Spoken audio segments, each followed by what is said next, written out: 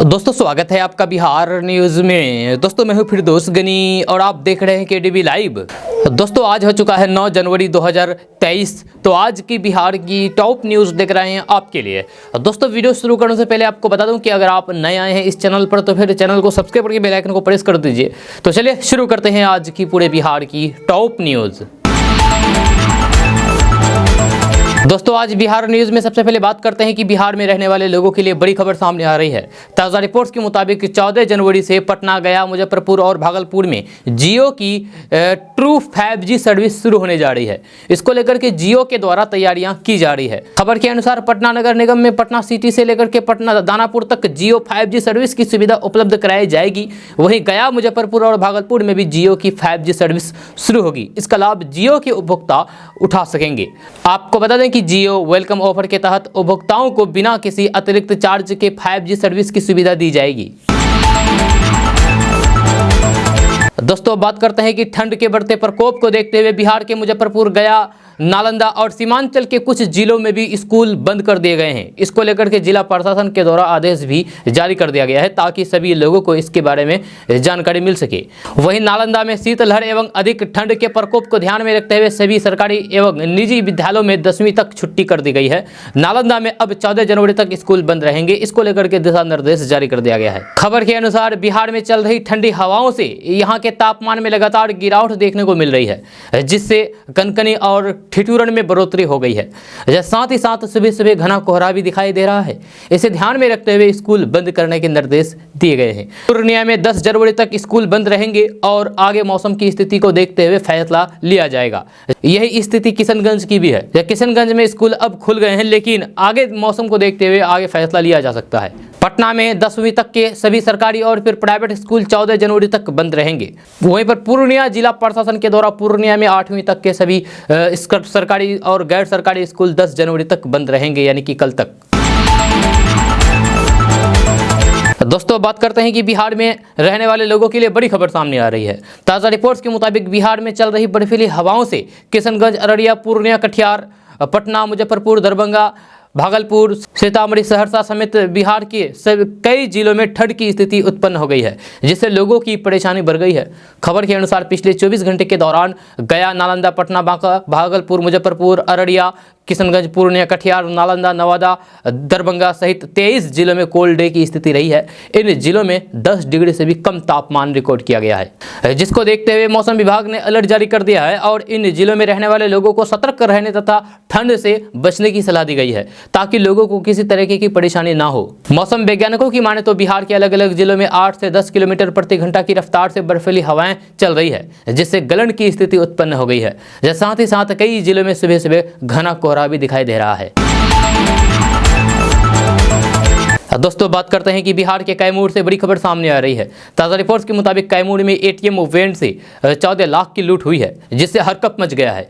आपको बता दूं कि बाइक सवार 3 लुटेरे ने वैन के गार्ड की आंखों में मिर्च पाउडर फेंक करके इस लूट को अंजाम दिया है। मीडिया रिपोर्ट्स की माने तो ये घटना भभुआ शहर के पूर्व पोखरा के पास पंजाब नेशनल बैंक ATM में हुई है। लुटेरे ने पहले गार्ड के आंखों में मिर्च पाउडर झोंका, इसके बाद सीने में गोली मार दी और ATM के अंदर घुस करके कैश से भरा झोला लेकर के फरार हो गया। दोस्तों बात करते हैं कि पटना, पूर्णिया, किशनगंज, अररिया, कटिहार समेत बिहार में इंटर पास हुए छात्रों को 25,000 रुपये की राशि दी जाएगी। ताज़ा रिपोर्ट्स के मुताबिक मुख्यमंत्री कन्या उत्थान योजना के तहत छात्रों को लाभान्वित करने के लिए राज्य सरकार यानी कि बिहार सरकार ने आवेदन मांगे हैं। यानी कि अगर आप इंटर पास हैं तो फिर आपको ये राशि मिलेगी। खबर के अनुसार विभिन्न परीक्षा बोर्ड से साल 2022 की वार्षिक इंटर परीक्षा के समक्ष उत्तीर्ण यानी कि पास होने वाली अविवाहित छात्रों से आवेदन मांगे गए हैं। आप विभाग की आधिकारिक वेबसाइट पोर्टल पर जाकर के ऑनलाइन के द्वारा आवेदन कर सकते हैं। आपको बता दूं कि वित्तीय वर्ष 2022-23 में राज्य के यानी कि बिहार के सरकारी और गैर सरकारी और प्राइवेट विद्यालयों सहित मान्यता प्राप्त विद्यालयों की अविवाहित छात्रों को मुख्यमंत्री कन्या उत्थान योजना के तहत 25,000 रुपये की आर्थिक सहायता प्रदान की जाएगी। अब आप सोच रहे होंगे कि आखिर इसमें आवेदन कैसे करें, तो मुख्यमंत्री कन्या उत्थान योजना का लाभ लेने के लिए आप आधिकारिक वेबसाइट www.medsoft.bih.nic.in पर जाकर के ऑनलाइन के द्वारा आप आवेदन कर सकते हैं। आवेदन करने से पहले आप जारी नोटिफिकेशन को अवश्य पढ़ें। दोस्तों, अब बात करते हैं कि आज के वर्तमान समय में बहुत से बच्चे मोबाइल के लत का शिकार हो रहे हैं। एक रिपोर्ट के मुताबिक भारत में ज़्यादातर बच्चे प्रतिदिन यानी कि हर दिन मोबाइल फ़ोन में घंटों समय बिताते हैं। इससे उनकी आंखों के साथ साथ स्वास्थ्य पर भी असर पड़ रहा है। डॉक्टर बताते हैं कि लगातार मोबाइल देखने से बच्चों को आँख में स्ट्रेन, नज़रों का कमज़ोर होना, आँखों में दर्द, आँखों से पानी आने की समस्या होती है। साथ ही साथ लगातार मोबाइल फ़ोन देखने से बच्चों में स्ट्रेस और तनाव भी जन्म ले लेता है। जहां आपको बता दूं कि स्मार्टफोन की डिस्प्ले ब्राइटनेस अधिक होने से आंखों पर ज़्यादा असर दिखाई देता है।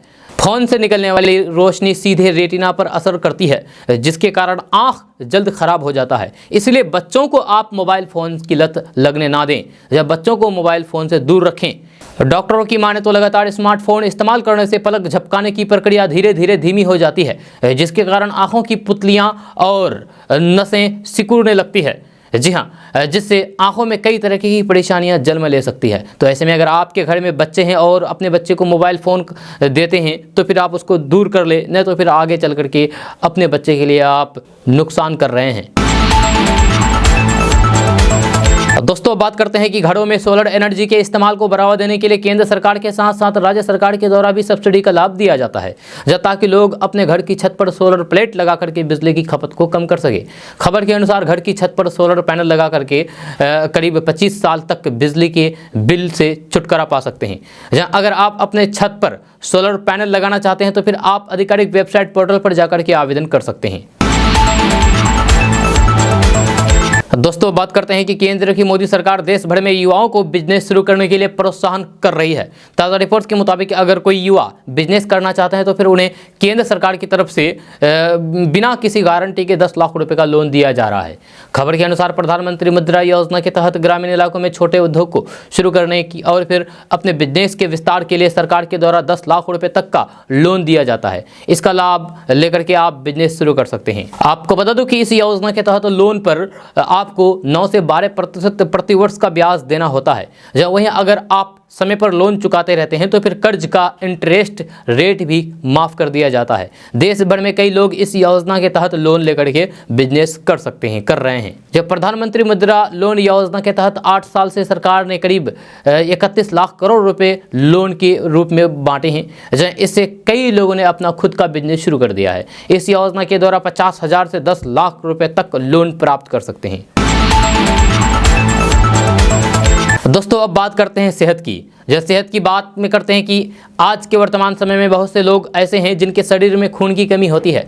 इस कमी के कारण इंसान को कई तरह की परेशानियों का सामना करना पड़ता है। खास करके महिलाओं को इससे कई तरह की दिक्कतें होती है।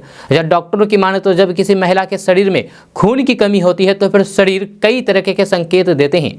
महिलाएं इस संकेत को नज़रअंदाज ना करें और तुरंत किसी डॉक्टर की सलाह लें।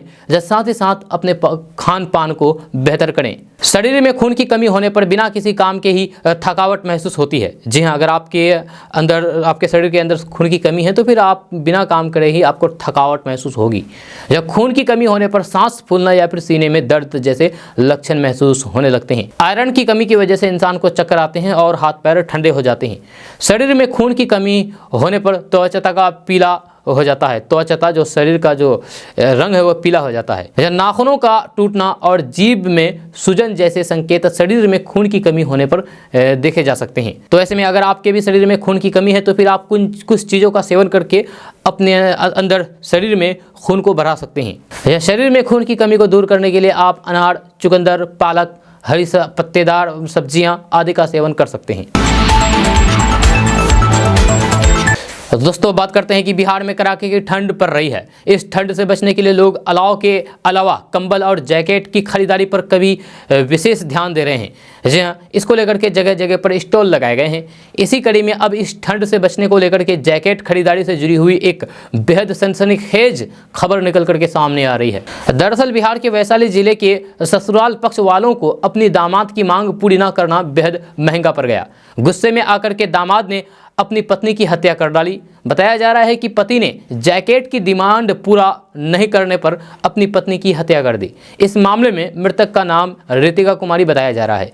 ये छपरा के मुफस्सिल थाना इलाके के रहने वाली बताई जा रही है। मिली जानकारी के अनुसार 8 महीने पहले ही शादी हुई थी। शादी के बाद से ही लड़के वालों की तरफ से दहेज की डिमांड करके रितिका को प्रताड़ित किया जा रहा था। रितिका की हत्या के 2 दिन पहले जैकेट के लिए उसे प्रताड़ित किया गया था, जिसकी सूचना उसने अपनी मां को दी। इस संबंध में ससुराल वालों के खिलाफ वैशाली जिले के देसरी थाने में एफआईआर दर्ज की गई। दोस्तों, बात करते हैं कि बिहार में सरकारी अस्पतालों में आकर के मरीजों को बड़े अस्पतालों में रेफर कर देने का खेल बरसों से चल रहा है। इस परिपाटी पर नकेल कसने के लिए स्वास्थ्य विभाग की रेफरल पॉलिसी लागू हो गई है। यानी कि बिहार में स्वास्थ्य विभाग रेफरल पॉलिसी लागू की है। रेफरल पॉलिसी बिहार के उप मुख्यमंत्री तेजस्वी यादव ने पटना में एक कार्यक्रम में इसे औपचारिक रूप से जारी कर दिया है। इसके अनुसार बिना रेफरल कार्ड के मरीजों को बड़े अस्पतालों में नहीं भेजा जा सकेगा। अब तक मरीजों को रेफर करते समय चिकित्सक किसी मानक का पालन नहीं करते थे। अस्पतालों में कार्यरत चिकित्सक पुर्जा पर ही रेफर लिख करके मरीज को चलता कर देते थे, यानी कि भेज देते थे दूसरे अस्पताल में। उनका प्राथमिक उपचार भी नहीं किया जाता। इस कारण स्थिति ये हो गई कि प्राथमिक स्वास्थ्य केंद्र मरीजों का उपचार करने के बजाय केवल रेफर करने के लिए ही चर्चित हो गए। हद तो ये हो गई कि जिला अस्पताल पर बने सदर अस्पताल में विशेषज्ञ चिकित्सकों के होते हुए भी वहां से मरीजों को मेडिकल कॉलेज में रेफर कर दिया जाता है, जबकि राज्य के यानी कि बिहार के सभी मेडिकल कॉलेजों में मरीजों का दबाव पहले से ही ज्यादा है। ऐसे में अस्पतालों की ओर से मरीजों को रेफर किए जाने के कारण उपचार में परेशानी हो रही थी। भारी भीड़ के कारण मेडिकल कॉलेज के चिकित्सक मरीजों के साथ समुचित न्याय नहीं कर पाते हैं। एक चिकित्सक एक दिन में दर्जनों मरीजों को ओपीडी में देखते हैं। इस स्थिति में उबरने के लिए विभाग ने रेफरल पॉलिसी बनाई है। किसी हॉस्पिटल में जाते हैं, सरकारी हॉस्पिटल में, तो आपको तुरंत रेफर नहीं किया जाएगा। अगर तुरंत रेफर किया गया तो फिर उसके खिलाफ एक्शन होगी। उसका एक पॉलिसी बनाया गया है। उस पॉलिसी के तहत अगर वो मानक सही पाया जाता है तभी उसको रेफर किया जाएगा, नहीं तो फिर वहीं पर उसका इलाज होगा। तो दोस्तों, बात करते हैं कि पटना उत्तर भारत के साथ साथ बिहार में सर्दी और फिर कोहरे का मार झेल रही है। जब बिहार में शीतलहर हवा चल रही है, जिसके कारण आम लोगों से लेकर के पशु पक्षी तक परेशान हैं। बर्फीली हवाओं और फिर कोहरे ने जहां सड़कों पर चलने वाली गाड़ियों की रफ्तार धीमी कर दी है, तो फिर वहीं रेलवे ट्रैक पर दौड़ने वाले ट्रेन की रफ्तार भी काफ़ी कम हो गई है। पूर्व मध्य रेलवे से होकर के गुजरने वाली कई ट्रेनें प्रतिदिन 1 घंटे से लेकर के 5 घंटे तक लेट से पहुँच रही है।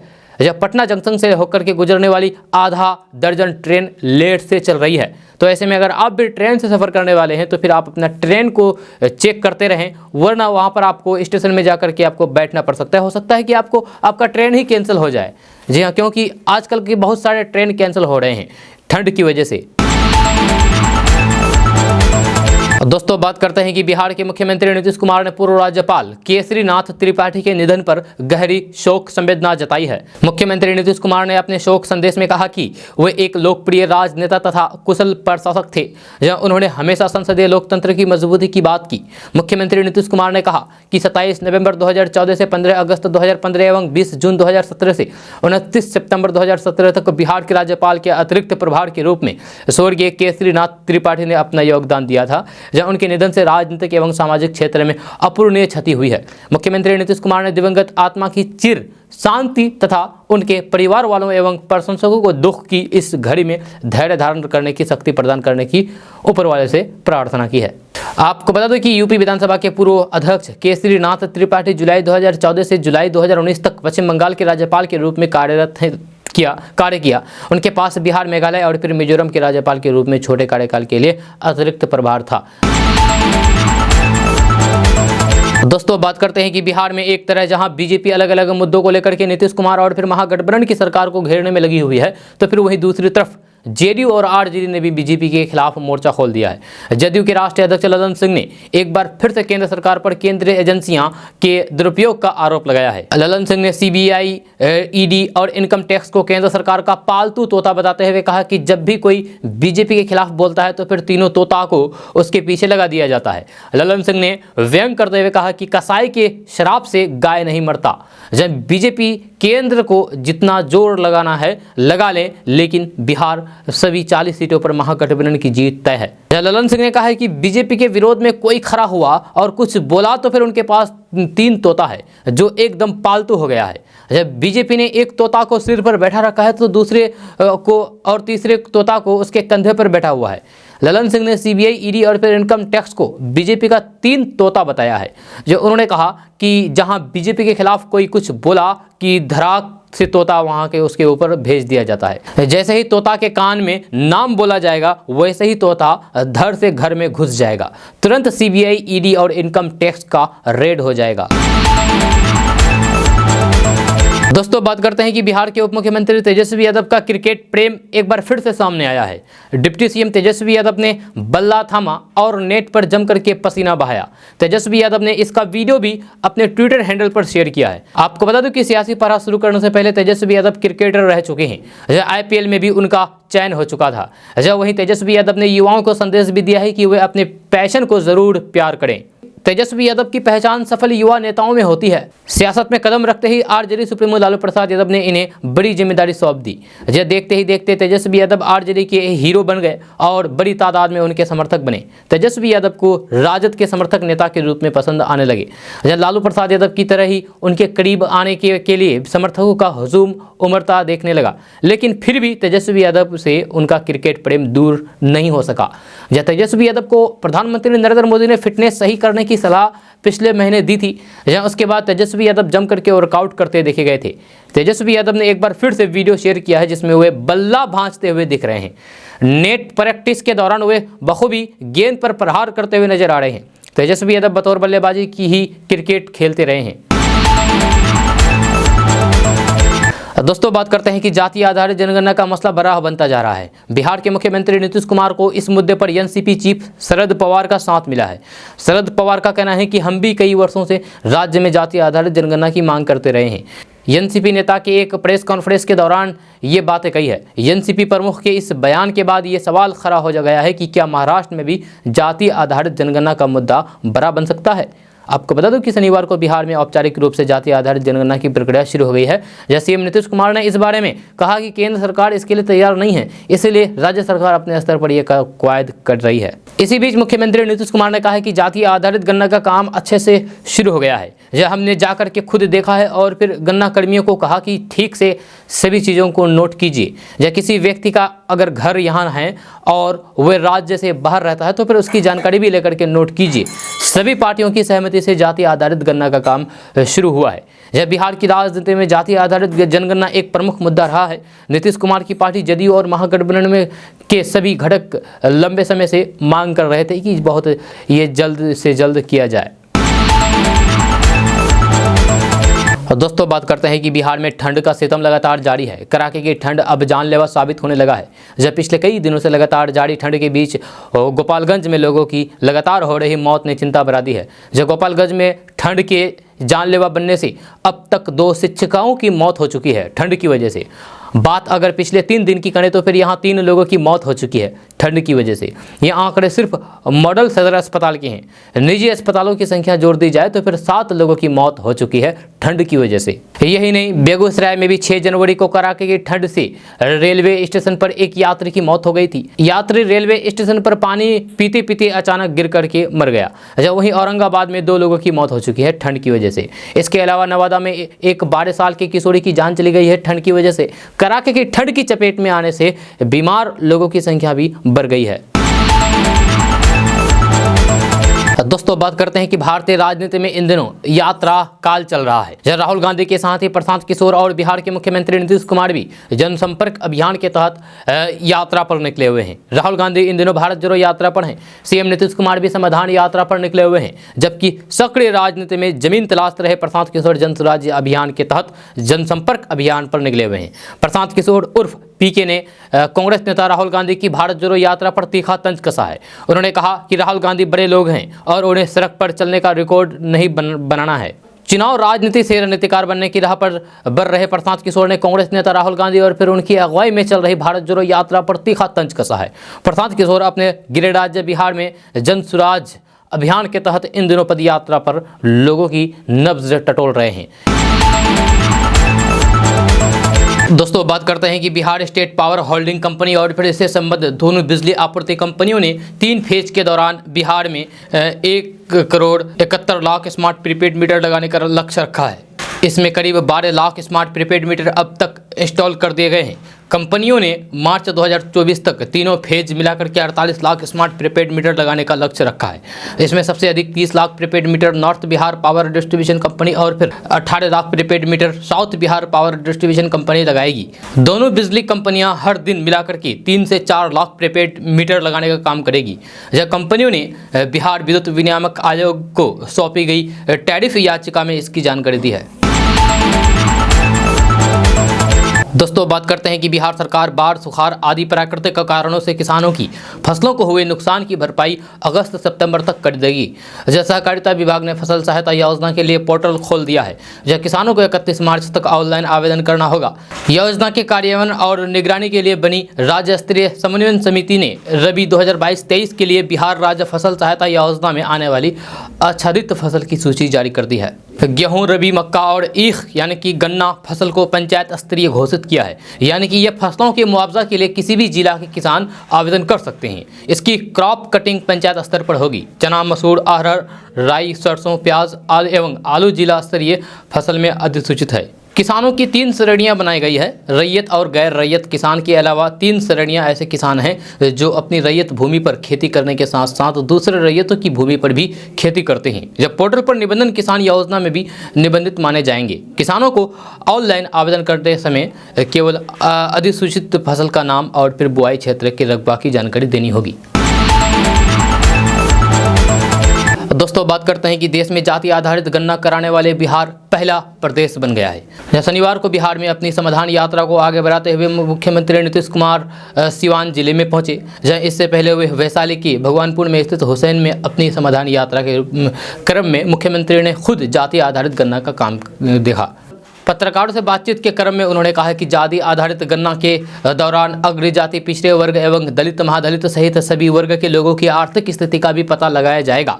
जब सभी की आर्थिक स्थिति की जानकारी मिलने के बाद जो कमजोर होंगे उन्हें आगे बढ़ाया जाएगा। सभी जाति धर्म के लोगों की स्थिति अच्छी होगी तभी राज्य आगे बढ़ेगा। मुख्यमंत्री नीतीश कुमार ने फिर से ये दोहराया है कि यहाँ जो रिपोर्ट तैयार होगी ये केंद्र को भी भेज दी जाएगी। मुख्यमंत्री नीतीश कुमार ने कहा है कि जातिगत जनगणना लोगों की तरक्की और फिर उनके आर्थिक विकास के लिए जरूरी है। हमने केंद्र सरकार से पहले भी जाति आधारित गणना कराए जाने की मांग की थी। जब हम सांसद थे तब भी ये मांग केंद्र सरकार से की थी। मुख्यमंत्री नीतीश कुमार ने कहा है कि उन्होंने निर्देश दिया है कि प्रशिक्षित लोगों को लगाएं। दोस्तों बात करते हैं कि बिहार में अपराधियों का धरपकड़ को लेकर के प्रशासन चुस्त है। इसको लेकर के राज्य के पुलिसकर्मियों द्वारा प्रमुख चौक चौराहों पर बैरिकेडिंग करके वाहनों की जांच की जा रही है। इसी कड़ी में अब राजधानी पटना में इस वाहन जांच के दौरान एक महिला पुलिसकर्मी से बदसलूकी की खबर निकल करके सामने आ रही है। हालांकि इस मामले में आरोपी को गिरफ्तार कर लिया गया है। आपको बता दूं कि वाहन चेकिंग करते हुए महिला सिपाही के साथ अभद्रता करने के आरोप में ईओ को गिरफ्तार किया है। ईओ के ड्यूटी पर तैनात महिला पुलिसकर्मियों के साथ बदसलूकी की, जिसके बाद पुलिस उसे गिरफ्तार करके थाने ले गई, जहां उनके खिलाफ प्राथमिकी दर्ज करके जेल भेजने की कार्रवाई की जा रही है। दोस्तों बात करते हैं कि बिहार में 7 जनवरी से जाति आधारित गणना के पहले चरण का काम शुरू हो गया है। करीब 5,18,000 से अधिक कर्मी 2,58,90,497 परिवार तक पहुंचेंगे। पहले चरण में 7 से 21 जनवरी तक सभी आवासीय परिसर की गिनती होगी, जहां वहां रहने वाले परिवार के मुखिया का नाम अंकित होगा और परिवार के सभी सदस्यों की जानकारी रजिस्टर में दर्ज की जाएगी। दूसरे चरण में 1 से 30 अप्रैल तक जाति की गिनती समेत 26 प्रकार की जानकारी लोगों से ली जाएगी। राज्य के बाहर रहने वाले लोगों के नाम भी दर्ज किए जाएंगे। सामान्य प्रशासन विभाग ने इस संबंध में सभी डीएम को निर्देश भेज दिया है। आपको बता दें कि अगले 15 दिनों तक मकानों पर संख्या अंकित करने का काम किया जाएगा। संख्या अंकित करने के बाद गणना कार्य में लगाए गए कर्मी वार्ड के आधार पर परिवार की गिनती की करेंगे। निचले स्तर पर टोला सेवक, तालीमी मरकज, आशा कार्यकर्ता, जीविका दीदी, शिक्षक, कृषि समन्वयक, मनरेगा कर्मी, रोजगार सेवक और विकास मित्र की सेवा इस कार्य में ली जाएगी। दोस्तों बात करते हैं कि पूरे बिहार में कड़ाके की ठंड पड़ रही है। सुबह से शाम तक लोगों का घरों से बाहर निकलना मुश्किल हो गया है। ऐसे में लोग ठंड से बचने के लिए लकड़ी जलाकर के ठंड भगाने का प्रयास कर रहे हैं। आग तापने से भले ही आपको ठंड से राहत मिले, लेकिन ये आपके लिए मुसीबत खड़ी कर सकती है। ठंड से बचने और आग जलाने में लापरवाही से कई बार जान भी चली जाती है और बड़ा हादसा हो जाता है। ऐसा ही एक हादसा बिहार के जमुई जिला में भी हुआ था, जिसमें बिहार के पूर्व मंत्री और जदयू विधायक दामोदर रावत की मां मेना देवी की इलाज के दौरान जान चली गई। बताया जाता है कि पिछले दिन उनकी मां अलाव से आग सेक रही थी, यानी कि आग से आग सेक रही थी, तभी चिंगारी उठने से वे आग की चपेट में आ गई और फिर इलाज के दौरान उनकी जान चली गई। जी हां, बिहार में कड़ाके की ठंड पड़ रही है। राजधानी पटना, भागलपुर, पूर्णिया, किशनगंज, अररिया, कटिहार, मुजफ्फरपुर, छपरा, दरभंगा, सुपौल, फारबिसगंज, सबौर और मोतिहारी जिले में भीषण सर्द हवाएं चल रही है। ऐसे में ठंड से बचने के लिए गरीब तबके के लोग कमरे में बोरसी में आग जला करके रख रहे हैं। वहीं जो थोड़े आर्थिक रूप से संपन्न हैं वे कमरे में हीटर जला करके रखते हैं, लेकिन चिकित्सकों का कहना है कि बंद कमरे में अत्यधिक देर आग जला करके रखना और हीटर जला करके रखना जानलेवा हो सकता है। जहां अगर कमरे में आग और फिर हीटर जला रहे हैं तो फिर कमरे में कुछ खिड़की दरवाज़ा खुला रखें। दोस्तों, बात करते हैं कि पिछले 18 साल में कुल 8 बार नीतीश कुमार बिहार की सत्ता पर काबिज हो चुके हैं। उसके बावजूद भी बिहार का अब तक उतना विकास नहीं हो पाया है। यह सवाल उठता है कि इसके लिए आखिर कौन जिम्मेदार है। बिहार में सबसे ज़्यादा वक्त तक मुख्यमंत्री बनने वाले नीतीश या फिर देश के प्रधानमंत्री नरेंद्र मोदी? अधिकांश लोग नीतीश को ही इसके लिए जिम्मेदार ठहराएंगे, लेकिन राज्य के पिछड़ेपन वाले इस हालात के लिए नीतीश कुमार खुद को कतई जिम्मेदार नहीं मानते, बल्कि इसका सारा ठिकरा वे केंद्र सरकार पर ही फोड़ रहे हैं। नीतीश कुमार इन दिनों बिहार को नाप रहे हैं और ये जानने की कोशिश कर रहे हैं कि लोगों की समस्याओं का समाधान आखिर क्या है। 5 जनवरी को चंपारण से शुरू हुई अपने इस यात्रा को उन्होंने समाधान यात्रा का नाम दिया है। हालांकि विपक्ष ने इसकी आलोचना करते हुए लोगों की तकलीफें दूर करने से ज़्यादा इसे सरकारी दौरा ही बताया है। बीजेपी के वरिष्ठ नेता सुशील कुमार मोदी ने तो इसे अंतिम सियासी यात्रा बता दिया है। वैसे साल 2005 में बिहार का सीएम बनने के बाद से ये उनकी 14वीं यात्रा है।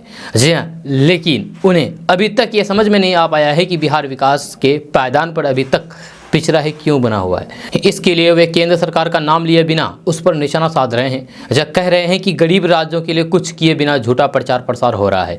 करीब 5 महीने पहले बीजेपी से नाता तोड़ने वाले नीतीश कुमार की दलील है कि केंद्र सरकार ने चूंकि बिहार को विशेष राज्य का दर्जा नहीं दिया है, इसलिए बिहार का तेजी से विकास नहीं हो पाया है। दोस्तों, बात करते हैं कि सरकार की ओर से देश की जनता के हितों के लिए कई योजनाएं चलाई जा रही है। इन स्कीम के माध्यम से सरकार लोगों को कई फायदे भी पहुंचा रही है। इस बीच केंद्रीय मंत्री अश्विनी वैष्णव ने बड़ा ऐलान किया है। आपको बता दूं कि अश्विनी वैष्णव ने लोगों को 5,000 रुपये तक का लोन मुहैया कराने की बात कही है।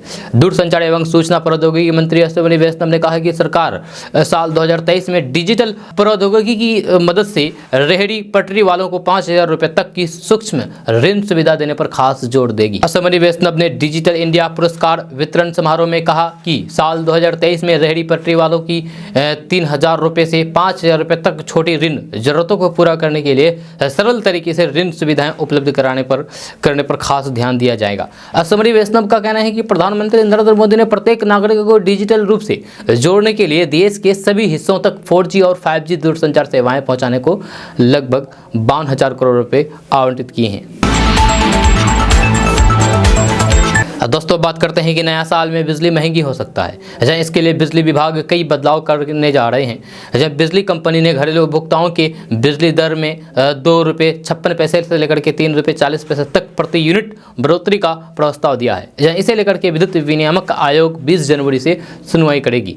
सुनवाई में कोई भी आम उपभोक्ता अपना पक्ष आयोग के सामने रख सकता है, यानी कि आप भी अपना पक्ष आयोग के सामने रख सकते हैं। विभाग से मिली जानकारी के अनुसार 20 को वाल्मीकि नगर, 24 को कैमूर, 27 को भागलपुर और 1 फरवरी को अरवल, 10 को पूर्णिया और 17 फरवरी को पटना में जन सुनवाई होगी। आयोग के अध्यक्ष और सदस्य उपभोक्ताओं के पक्ष के साथ साथ साउथ बिहार और north Bihar power distribution company के अधिकारियों का भी पक्ष सुनेंगे। उपभोक्ताओं और फिर बिजली कंपनियों का पक्ष सुनने के बाद ये फैसला रिजर्व होगा। दोस्तों, बात करते हैं कि बिहार की योजनाओं की सराहना दिल्ली में भी की गई है। वे भी प्रधानमंत्री नरेंद्र मोदी की अध्यक्षता वाली बैठक में योजनाओं की तारीफ हुई है। जहां बिहार की योजना की प्रधानमंत्री नरेंद्र मोदी के सामने तारीफ हुई है। प्रधानमंत्री मोदी भी बिहार में जीविका दीदियों के काम से प्रभावित दिखे। दरअसल 5 जनवरी से लेकर के 7 जनवरी तक दिल्ली में प्रधानमंत्री नरेंद्र मोदी की अध्यक्षता में एक बैठक हुई थी। इसमें बिहार के मुख्य सचिव आमिर सुबहानी के अलावा सभी राज्यों के मुख्य सचिव और फिर संबंधित विभागों के आला अधिकारी भाग लिया था। दिल्ली में हुई बैठक में जीविका दीदियों के कार्यों और फिर स्मार्ट प्रीपेड मीटर योजना को केंद्र सरकार ने काफी सराहा है। प्रधानमंत्री नरेंद्र मोदी इस बैठक में जीविका दीदियों के कार्यों और फिर स्मार्ट प्रीपेड मीटर योजना की बिहार में परिस्थिति दी गई है। यह दोनों योजनाओं की परिस्थिति के दौरान बैठक में शामिल केंद्र सरकार के लोगों और फिर प्रधानमंत्री तक ने काफ़ी तारीफ की है। इस योजना के तहत जिस तरीके से काम किया गया है उसे सराहनीय बताया गया है। इस बैठक में बिहार के मुख्य सचिव आमिर सुबहानी के अलावा ग्रामीण विकास और ऊर्जा विभाग के अधिकारी बैठक में शामिल हुए। वहाँ जीविका के कार्यों को विस्तार से बताया गया। अस्पतालों और फिर अन्य जगहों पर चल रही जीविका की दीदियों की रसोई, कृषि यंत्रों का बैंक, दहेज विरोधी और बाल विवाह के खिलाफ चलाया जा रहा अभियान, ग्रामीण स्मार्ट आदि की जानकारी बैठक में दी गई है। दोस्तों बात करते हैं कि अगर आप में टैलेंट है और उसी क्षेत्र में आगे बढ़ने का जुनून भी है तो फिर आपके सपने को पूरा करने से कोई नहीं रोक सकता है। वहीं कई बार लोग आर्थिक तंगी तो कई अन्य वजहों से अपने सपनों को भुला देते हैं या तो उसे देखना ही बंद कर देते हैं। तो हमारे बीच कई ऐसे उदाहरण भी सामने आए हैं जिसने हर मुश्किल को पार करके बड़ा मुकाम हासिल किया, न सिर्फ देश बल्कि राज्य का नाम भी रोशन किया है। ऐसे ही प्रतिभा से सजी हुई बिहार की बेटी आज हर किसी का ध्यान अपनी ओर खींच रही है। जब बिहार राज्य में यूँ तो प्रतिभा की कोई कमी नहीं है। कुछ ऐसा ही कहानी है मुजफ्फरपुर के सरैया इब्राहिमपुर की रहने वाली नीलू की, जिसने इतने मेडल जीते कि उससे उसका पूरा घर भरा हुआ है। जहाँ वही प्रशासन की इस तरह की प्रतिभा को नज़रअंदाज करने से नीलू आज आर्थिक संकट से जूझ रही है। इब्राहिमपुर गाँव की रहने वाली होनहार बेहद प्रतिभाशाली खिलाड़ी, जिसने रग्बी जैसे कठिन खेल को राष्ट्रीय स्तर पर खेल पूरे राज्य का नाम रोशन किया है। वही नीलू आर्थिक तंगी, बुनियादी कमी की बदौलत परेशान है। अपनी मंजिल देश का नाम दुनिया भर में ऊंचा करने को लेकर के सरकार से गुहार लगा रही है। दोस्तों बात करते हैं कि बिहार के औरंगाबाद में पीडीएस विक्रेताओं ने अपनी 8 सूत्री मांगों को लेकर के सीएम नीतीश कुमार का पुतला फूंका है। जब मासिक मानदेय समेत अपनी 8 सूत्री मांगों को लेकर के पीडीएस विक्रेताओं ने शहर के रमेश चौक पर एकत्रित हुए थे, जहां मुख्यमंत्री नीतीश कुमार और फिर विभाग के सचिव विनय कुमार का पुतला फूंका है। विक्रेताओं ने 2 साल से बकाया मार्जिन मनी के अलावा प्रतिमाह 30,000 रुपये मानदेय की मांग की है। इससे पहले जिला मुख्यालय में स्थित जैन धर्मशाला में फेयर प्राइस डीलर एसोसिएशन की बैठक की गई। जब बैठक की अध्यक्षता संघ के जिला अध्यक्ष संतोष कुमार सिंह ने की। दोस्तों बात करते हैं कि बिहार के मुख्यमंत्री नीतीश कुमार को प्रधानमंत्री बनने के लिए अब महागठबंधन की 2 प्रमुख पार्टी जदयू और आरजेडी के बीच घमासान छिड़ गई है। राजद प्रदेश अध्यक्ष जगदानंद सिंह ने कहा था कि नीतीश कुमार को प्रधानमंत्री बनने के लिए लालू प्रसाद का आशीर्वाद मिल गया है। अब इसी बात पर प्रतिक्रिया देते हुए जदयू संसदीय बोर्ड के अध्यक्ष उपेंद्र कुशवाहा ने कहा कि प्रधानमंत्री बनने के लिए नीतीश कुमार को किसी व्यक्ति की नहीं, जनता के आशीर्वाद की जरूरत है। जदयू संसदीय बोर्ड के अध्यक्ष उपेंद्र कुशवाहा ने यह भी कहा कि भाजपा में शामिल नहीं होंगे, आरजेडी में जदयू का विलय नहीं होगा। हम राजद के साथ महागठबंधन में हैं। वहीं राजद नेता और पूर्व मंत्री सुधाकर सिंह की बयानबाजी पर कार्रवाई के बारे में उन्होंने कहा कि 14 जनवरी तक का इंतजार करना चाहिए। शनिवार को जदयू कार्यालय में प्रेस कॉन्फ्रेंस करके उपेंद्र कुशवाहा से जब पूछा गया है कि राजद अध्यक्ष जगदानंद सिंह ने कहा कि मुख्यमंत्री नीतीश कुमार को राजद अध्यक्ष लालू प्रसाद यादव का आशीर्वाद प्रधानमंत्री बनने के लिए मिल गया है, तो उन्होंने कहा कि प्रधानमंत्री बनने के लिए मुख्यमंत्री को किसी व्यक्ति की आशीर्वाद की जरूरत नहीं है, बल्कि जनता के आशीर्वाद की जरूरत है। दोस्तों बात करते हैं कि किशनगंज शहर के लोहार पट्टी रोड में सड़क किनारे सब्जी बाजार लगने से लोगों को काफ़ी बड़ी मुश्किलों का सामना करना पड़ रहा है। इस रोड में सड़क किनारे सब्जी बाजार लगने से हर दिन जाम की समस्या उत्पन्न हो जाती है, जिससे लोगों को जाम में फंसने पर विवश होना पड़ता है।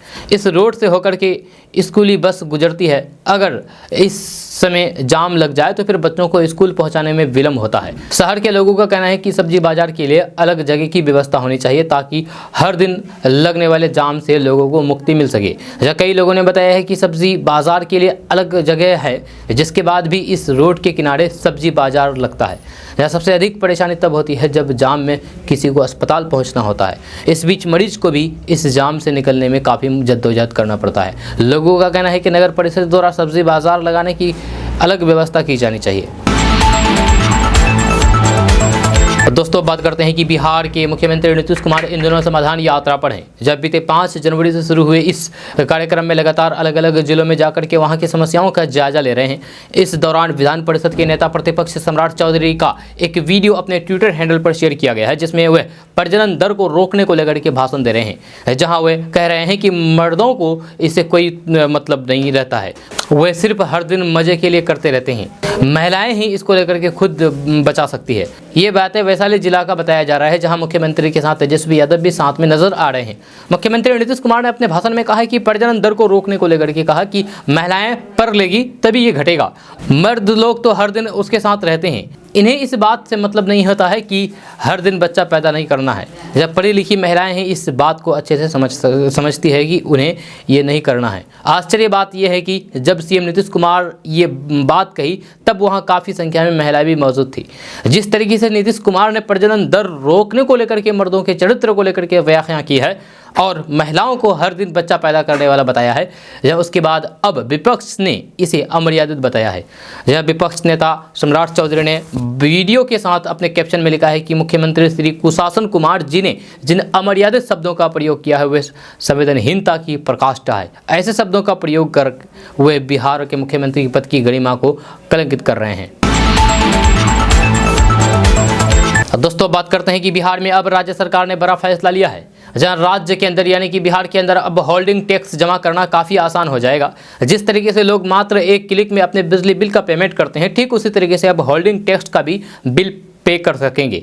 दरअसल south Bihar power distribution company limited की ओर से नगर निगम को होल्डिंग टैक्स जमा करने के लिए एक ऐप तैयार कर रही है, जिसके जरिए अब मात्र एक टैप में लोग अपनी होल्डिंग टैक्स का बिल जमा कर सकते हैं। इसको लेकर के पटना नगर आयुक्त अविनेश कुमार परामर्श ने बड़ी जानकारी दी है। दोस्तों आज का न्यूज़ बस यहाँ तक। कैसा लगा नीचे कमेंट बॉक्स में कमेंट करके जरूर बताइएगा। अगर आप नए आए हैं इस चैनल पर तो फिर चैनल को सब्सक्राइब करके बेल आइकन को प्रेस कर दीजिए और साथ में वीडियो को लाइक कर दीजिए, अपने दोस्तों के साथ शेयर भी कीजिए। तो चलिए मिलते हैं फिर नेक्स्ट वीडियो के साथ, तब तक के लिए जय हिंद जय बिहार।